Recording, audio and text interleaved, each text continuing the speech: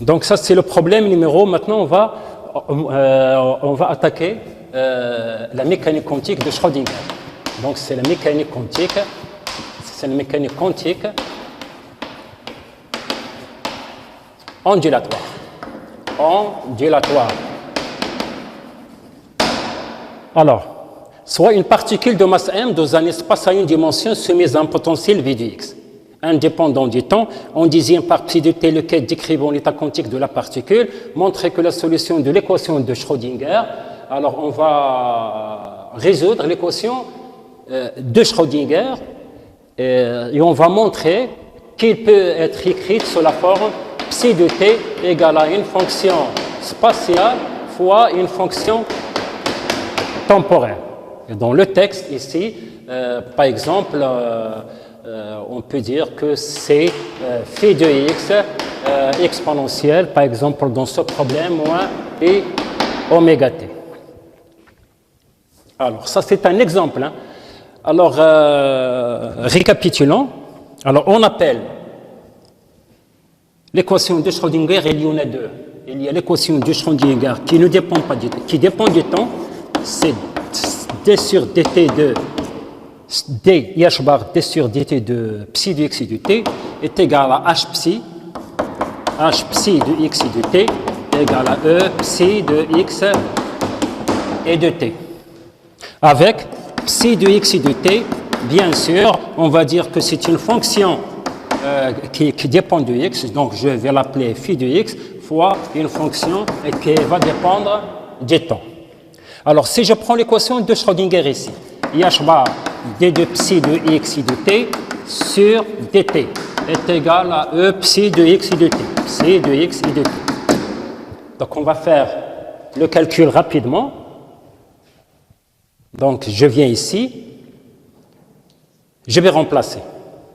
Donc, je vais remplacer ici. Donc, ça vous fait h bar d sur dt du produit phi de x, par exemple, phi de t égale à e phi de x phi de t. Bien sûr, je dirais par rapport au temps, donc j'enlève ça.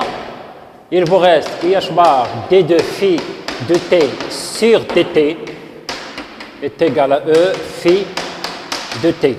Je vais séparer les variables, donc ça vous fait d de phi de t sur d sur phi de t, sur phi, voilà, sur phi de t est égal e dt 1 sur h bar, ça va vous faire moins i sur h bar. Donc,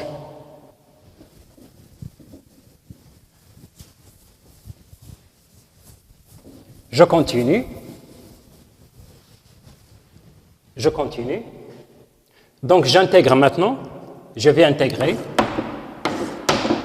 L'intégrale du d de phi sur phi, c'est ln de phi de t.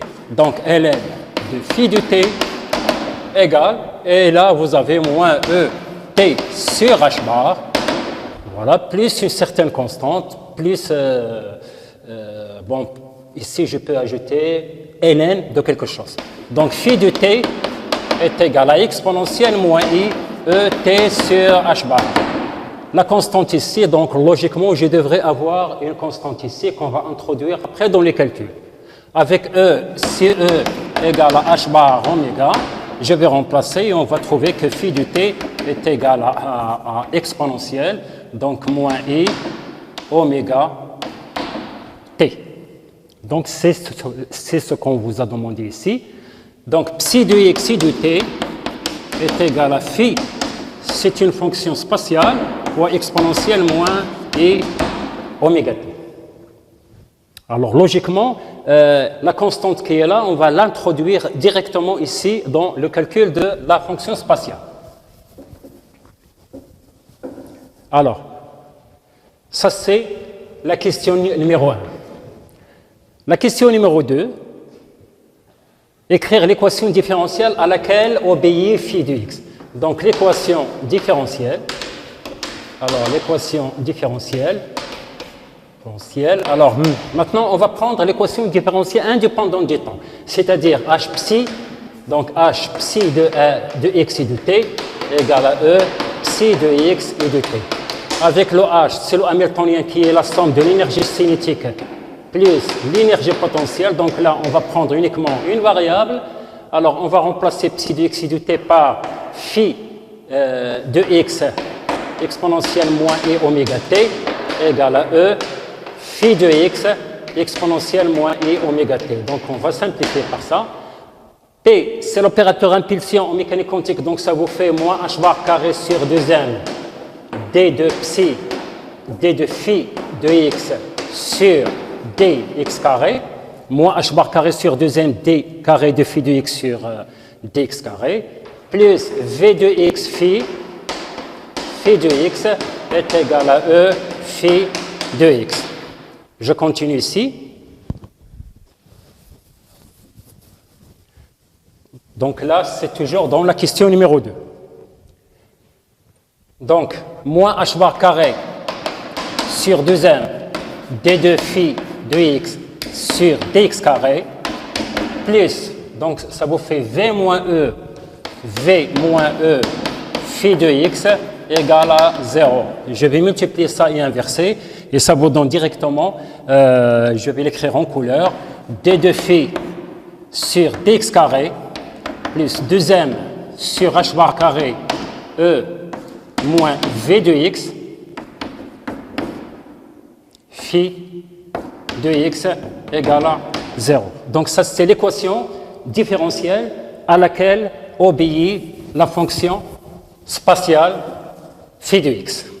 Alors, on va montrer quelle est la solution de cette équation différentielle lorsque l'énergie E est supérieure au potentiel et lorsque E est inférieur au potentiel.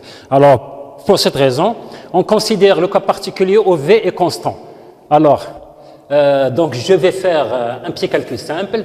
Alors, on va dire que V de x égale, donc là il manque une donnée, alors V de x égale à V0 si x est supérieur à 0, et on va dire que V de x est égal à 0 si x il est inférieur à 0. C'est-à-dire, si je fais un schéma, on obtient ce qu'on appelle une marche de potentiel. Ça veut dire que vous avez là V0, donc je vais la mettre en orange, c'est mieux. Il est clair? Donc ici, je vais mettre V0. Voilà.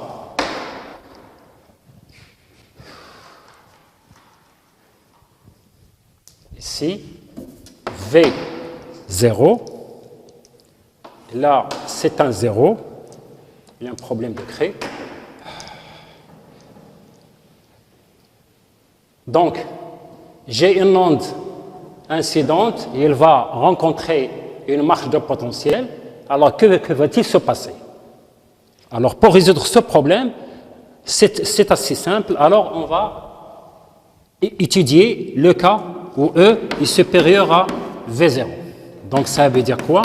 Ici, on peut faire un changement de variable. Alors, on pose K au carré 1 égale à 2m sur h bar carré E moins...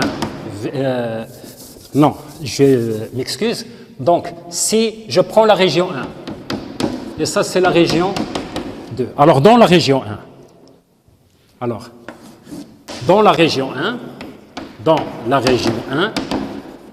c'est-à-dire x il est inférieur à 0.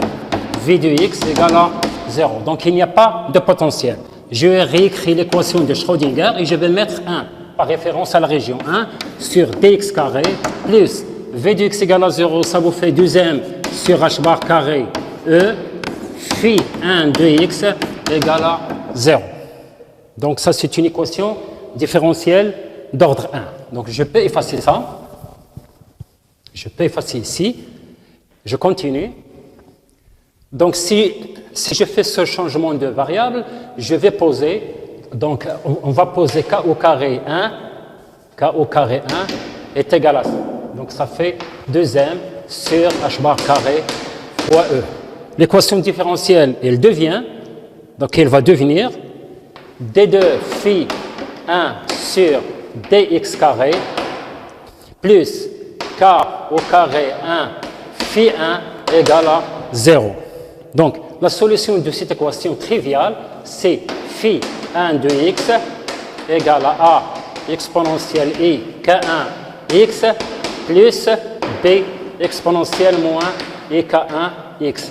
Alors, ça veut dire quoi? Ça veut dire que dans la région 1, la fonction d'onde incidente, c'est a exponentielle i k1 x, je vais l'appeler phi incident. Elle a rencontré la marge de potentiel, donc il va se réfléchir, il va donner naissance à une onde réfléchie. Comme vous voyez, vous avez le même K1 parce que la particule se déplace avec la même vitesse, et vous avez le moins qui reflète la réflexion. Donc ça, c'est l'onde incidente du moins l'infini vers plus l'infini, et ça, c'est le contraire. Donc il va se réfléchir sur la marge de potentiel, il va retourner. Maintenant, dans la région 2. Donc dans la région 2, le potentiel n'est pas égal à 0, égal à V0. Donc c'est là où il faut discuter le cas où l'énergie est inférieure ou bien il est supérieur à V0. Donc je peux refaire ça ici.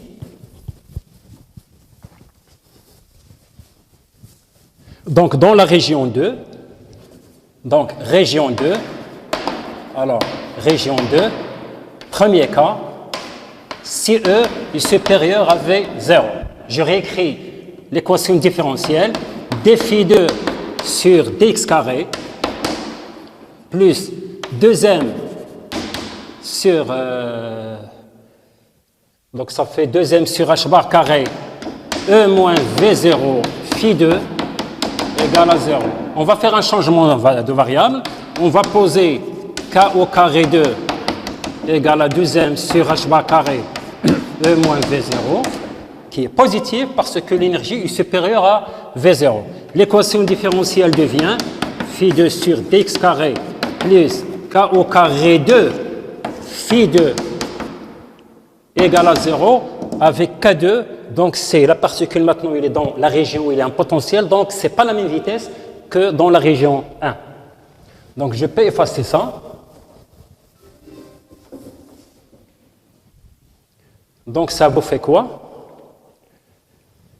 Donc la région 2, donc l'équation est de la forme c exponentielle i k2 x plus d exponentielle moins i k2 x. Mais là il y a un problème, donc je vais expliquer ça. Donc ça c'est le potentiel. Vous avez ici V0. Dans la région 1, il y avait une onde incidente. Elle va taper ici, elle va donner naissance à une onde réfléchie. Donc ça c'est phi e de x et ça c'est phi r de x. Donc c'est ce qu'on a trouvé dans la région 1. Par contre dans la région 2, parce que l'énergie est supérieure au potentiel, ici, donc ici on aura une onde phi t de x. Donc c'est ce qu'on appelle l'onde transmise. Et comme il n'y a pas une autre barrière de potentiel qui va réfléchir à l'onde transmise, donc d doit être égal à 0. Donc moralité, on trouve que phi 1 de x égale à a exponentielle i k1 de x plus b exponentielle moins i k1 de x. Et dans la région numéro 2, on trouve que phi 2 de x égale à c exponentielle i k2 de x. Donc ça c'est ce qu'on va voir. Donc ici je vais retracer ça ici. Donc ici on aura une onde phi transmise. Donc combien il y aura d'ondes? 1, 2, 3. Donc l'onde incidente donne naissance à deux ondes, une onde réfléchie et une onde transmise. Alors pour les paramètres, les paramètres A, B, C, donc il y a ce qu'on appelle les conditions de continuité. Donc il faut les calculer en utilisant les conditions de continuité. Alors je peux effacer ça. Donc vous vous souvenez, on est toujours en train d'étudier le cas où E est supérieur à V0. Donc j'efface ça. Alors, quelles sont les conditions de continuité? Les conditions de continuité, ça veut dire que la fonction d'onde au niveau du potentiel, ici, en point 0, ils doivent être, c'est-à-dire phi 1, et ici vous avez phi 2, il faut que phi 1 en 0 doit être égal à phi 2 de 0. Il faut que phi 1 de 0 doit être égal à phi 2 de 0. Et il faut que la dérivée première, phi 1 de 0, doit être égal à la dérivée première de 0. Donc si je fais ça, un calcul simple, phi 1 de 0, exponentielle, ça tend vers 1, donc il vous reste A plus B égale à C. A plus B égale à C. Phi prime 1 de 0 égale à phi prime de 0. Donc je vais intégrer, donc ça vous fait IK1 A. Donc ça fait IK1 A moins IK1 B égale à IK2 C. Je simplifie par I, donc il vous reste A moins B égale à K2 sur K1 C. Donc on obtient un système de deux équations. Donc je peux effacer le tableau pour écrire. Alors on va trouver que les conditions de continuité, c'est-à-dire A plus B égale à C, et vous avez A moins B égale à K2 sur K1 C. Donc c'est un système de deux équations, donc on peut résoudre ça par substitution. Donc vous faites la somme et la différence et vous allez trouver ce que vous voulez. Donc on définit ce qu'on appelle le coefficient. Donc il y a ce qu'on appelle le coefficient de réflexion. Le coefficient de réflexion, on l'appelle R. C'est le module de l'onde réfléchie au carré sur le module de l'onde incidente au carré. Dans notre cas, c'est le module de B au carré sur le module de A au carré. Et pour le coefficient de transmission, alors on l'appelle T, c'est tout simplement 1 moins R. Donc ça c'est toujours dans le cas où l'énergie est supérieure au potentiel. Maintenant on va attaquer le deuxième cas où l'énergie est inférieure au potentiel. Et on est toujours dans la région 2. Donc si E est inférieur, il est inférieur à V0. Je réécris l'équation différentielle.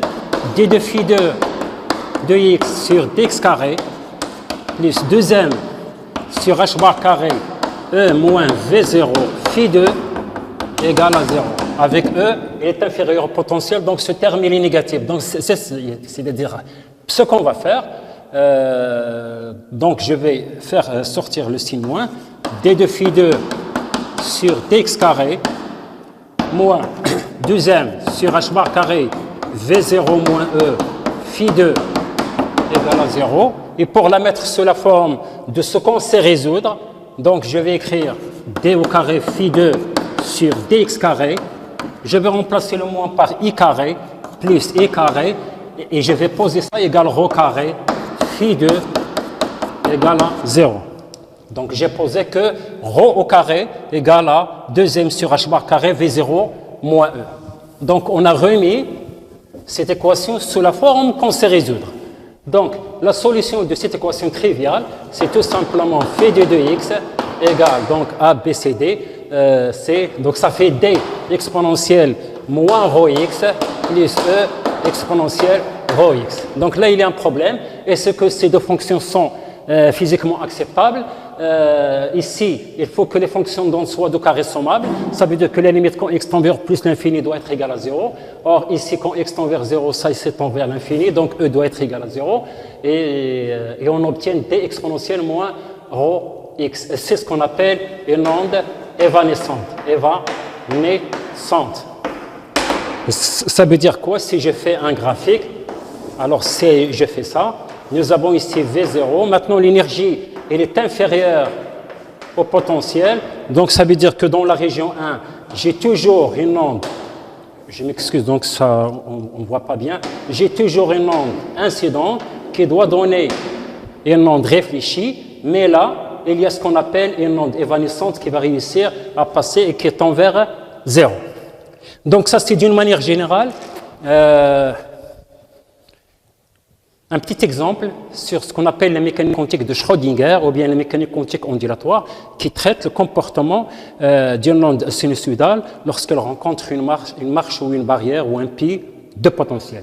Alors, un exemple, si l'étudiant comprend bien ce cours ou ce problème, c'est-à-dire j'ai traité ce problème sous forme d'un cours, alors par exemple, si j'ajoute ici par exemple, donc ici nous avons 0, si j'ajoute ici par exemple, je vais le faire ici, c'est mieux. Alors, je vais faire un schéma détaillé ici. Alors, si par exemple, je vous donne ici un potentiel sous cette forme, donc vous avez ça. Vous avez A, vous avez 0, ici vous avez V0. Alors, qu'est-ce qu'on dit? Ça, c'est le V de x. Alors, on dit V de x égale 0 si x il est inférieur à 0, 0 si x il est inférieur à 0, et si x est supérieur à 1. Donc, dans cette région 3 et dans la région 1, il n'y a pas de potentiel, donc c'est 0. Égal à V0 si x il est comprise entre A et 0. Donc, le traitement il est le même, c'est-à-dire une onde incidente, donc ça c'est la région 1, ça c'est la région 2 et ça c'est la région 3. Alors, une onde incidente, elle va taper ici. Elle va donner naissance à une onde réfléchie. Par exemple, je peux dire exponentielle EK1 de x. Elle va donner naissance à une onde réfléchie B exponentielle moins EK1 de x. C'est le même cas parce qu'on est toujours dans la région 1, donc c'est la même vitesse. Elle va franchir, c'est l'énergie supérieure potentielle, elle va franchir ce potentiel, elle va donner naissance à une onde transmise. Et ça va être sous la forme C exponentielle EK2 x. Avec K2, il est différente de K1 parce que là, nous avons E moins V0. Il va rencontrer une marche de potentiel en x égale à A. Donc, il va donner naissance à une autre onde réfléchie qu'on appelle D exponentielle moins I K2 x.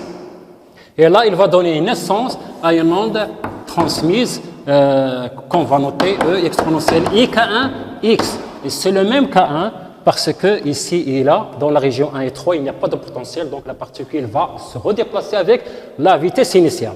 Donc, si je veux résoudre ce problème, je fais un schéma, donc je vais trouver 5 fonctions. Donc automatiquement sans, c'est-à-dire le même traitement, je vais trouver phi1 de x égale à a exponentielle ek1 x plus b exponentielle moins i k1 x.